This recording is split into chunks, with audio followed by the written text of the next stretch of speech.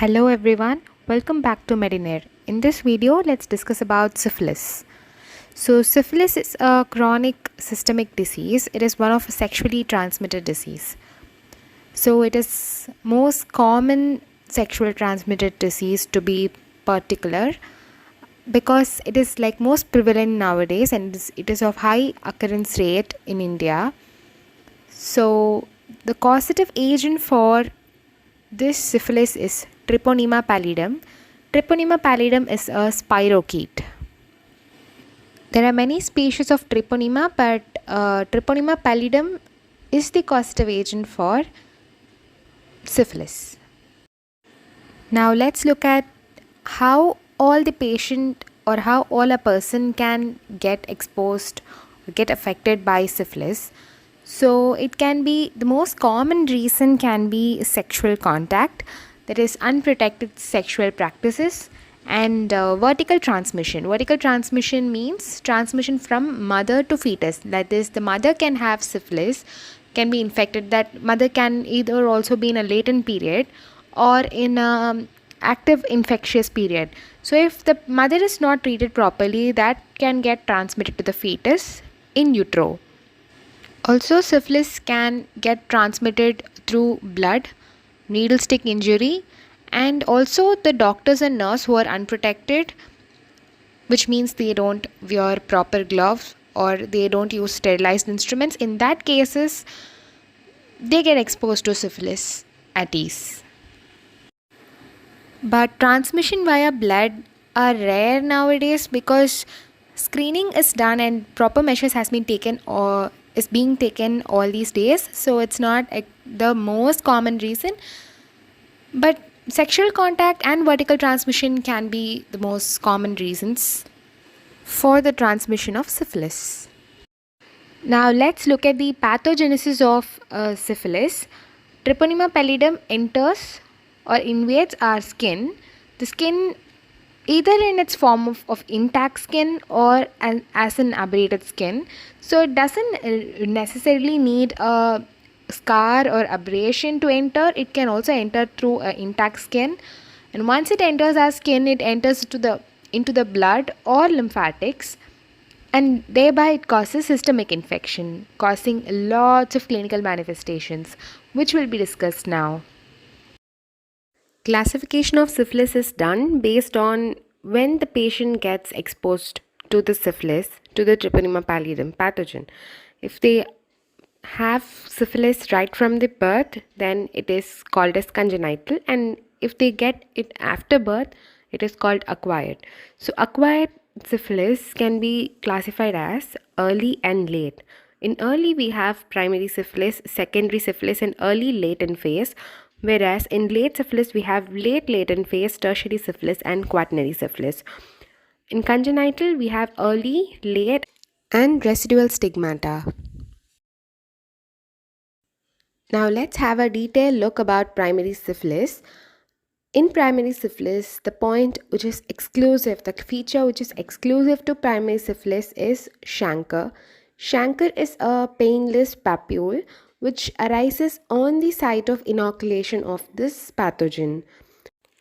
This chancre appears 2 to 4 weeks after the inoculation of the Treponema pallidum, so which is called the incubation period, which means the time interval between the inoculation of that pathogen into our body and expression of the first symptom is nothing but incubation period, right? So that period in this case is 2 to 4 weeks, and the first clinical sign to appear in syphilis is chancre, and that too in primary syphilis. That chancre ulcerates, and the ulcer's nature is it has indurated cartilaginous consistency of base and margin, and also in additive it looks coppery red in color. Along with chancre, we can see regional lymphadenopathy, which means enlargement of lymph nodes at the site where the chancre is present. That is what we call regional lymphadenopathy. So the most common sites where we can find the chancre are glans penis, anal canal, rectum, mouth, external genitalia, and so on. Look at this picture. Here I have a picture of chancre on lip. So this is how it looks like. It has coppery red in color. If we palpate the ulcer, it will be indurated base and margin with cartilaginous consistency and all. Now let's look at the differential diagnosis of chancre. The first one we have on the list is chancroid. Chancroid actually means chancre-like. So it looks similar to chancre, but it is not caused by Treponema pallidum. It is caused by Haemophilus ducreyi. So people get to confuse it with chancroid. That's why we put it under differential diagnosis. Also, herpes genitalis, traumatic ulcer, and Steven-Johnson syndrome can also be the pathosis which people tend to get confused with chancre. So appropriate laboratory diagnosis and investigation would help to rule out all these conditions. The next type of syphilis is secondary syphilis. This arises after 6 to 8 weeks of after primary syphilis. So secondary syphilis, the exclusive features for them are condylomata lata and snail track ulcers. So what do you mean? What do I mean by condylomata lata? Condylomata lata actually means a wart-like growth, a cauliflower-like growth on our skin. And snail track ulcers means in beaches we would find, on the beaches sand we would find the traces of the snail. Right, so in that pattern the ulcer would show up. People also tend to get maculopapular kind of skin rashes along with moth-eaten alopecia. Here moth-eaten alopecia means loss of hair, and moth-eaten is, it looks like the moth-eaten leaf, no, like it appears like that. On some place the hair will be present, on some place the hair will be lost in that pattern, along with lymphadenopathy. It also present with some constitutional symptoms like fever, sore throat, weight loss, malaise, headache, and with or without the signs of meningitis. The cerebrospinal fluid is positive for Treponema pallidum with increased cells and proteins in 30% of cases for both primary and secondary syphilis. Other manifestations of secondary syphilis would include hepatitis, nephritis to nephrotic syndrome. It can range from that, arthritis, iritis, optic neuritis, gastritis, ulcerative colitis, and so on.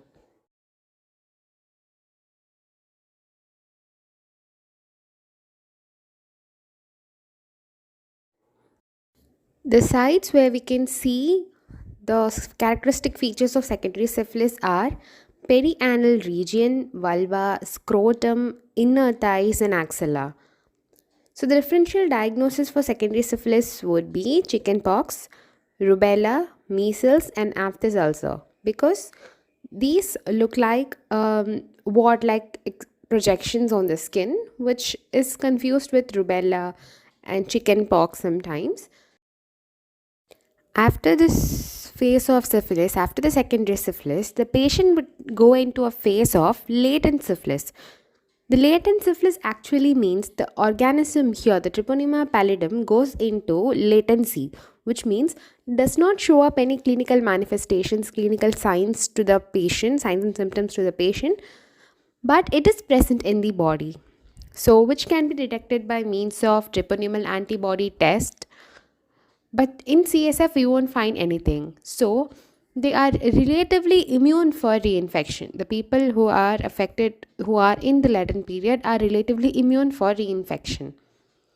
Pregnant women can infect the fetus, and blood transfusion also can transmit the syphilis at this stage. The syphilis which were not treated in the previous states would progress into a stage called tertiary syphilis. In this syphilis, the exclusive feature is gamma. Gamma here is the hallmark of tertiary stage. It causes perforation of the nasal septum and palate, and it is a painless nodular and ulcer with indurated base and margin. The other manifestations that we could find in tertiary syphilis are, along with gamma, are osteomyelitis, leukoplakia, cyanidinitis, glossitis, and trigeminal neuralgia. Now, let's have a detailed look about the term gamma. Gamma is a granulomatous lesion. So, when we look at the gamma in detail, we would find a central area of necrosis which is surrounded by cellular elements. The elements are mononuclear cells, epithelioid cells, which are epithelial like cells, and fibroblastic cells with perivasculitis. In that picture we could able to differentiate that perforation of the palate, right? So it is a gamma where we can find a perforated area over there. So along with this, it also causes hoarseness of voice. When it affects the respiratory system, it causes a jaundice, a regurgitation, and cirrhosis when it affects the liver, and scarring of aorta when it affects the heart. This is about the first part of the video, and for the second part we have quaternary syphilis, congenital syphilis, lab diagnosis and treatment planning. So kindly do subscribe and click the bell icon and stay tuned for the part 2.